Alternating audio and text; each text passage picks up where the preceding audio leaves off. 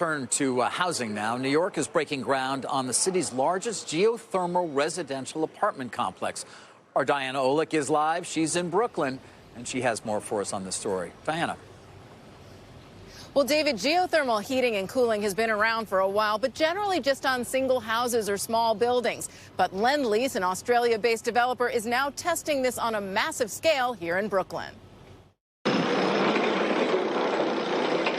320 boreholes are being drilled nearly 500 feet into the ground, creating a complex loop of piping that will eventually result in the largest geothermal apartment complex in the U.S.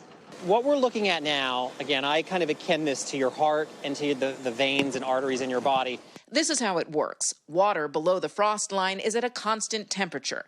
By drilling down to it and creating a loop system of pipes, the water is brought up through heat pumps, which can heat or cool the building all year long. It's approximately 55 degrees once you get below the frost line, and we are using that constant temperature to cool in the summer and to be warmer in the winter.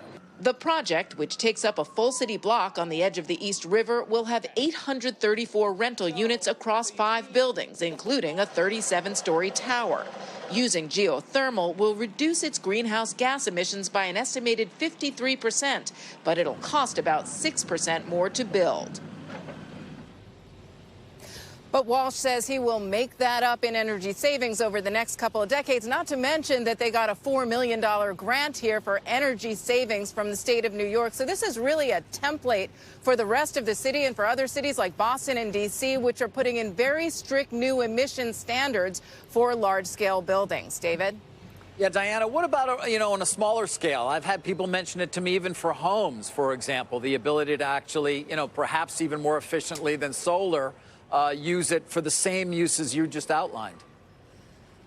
Yeah, actually, we did a story in Arizona recently about a very large-scale housing complex of many single-family homes and geothermal on a large scale. That's a little bit easier to do, actually, because you have so much more land and you can spread out the systems. In a city like this, it's pretty difficult, but if you find the right lot with the right kind of water and you can dig down these boreholes like they're doing here, you can do it for a very large-scale multifamily building. And if they can do that in other cities, that's going to create really big savings. But again, it's a test pilot for all cities and, of course, for geothermal across the country, because that's how you're going to reduce the emissions. Yeah.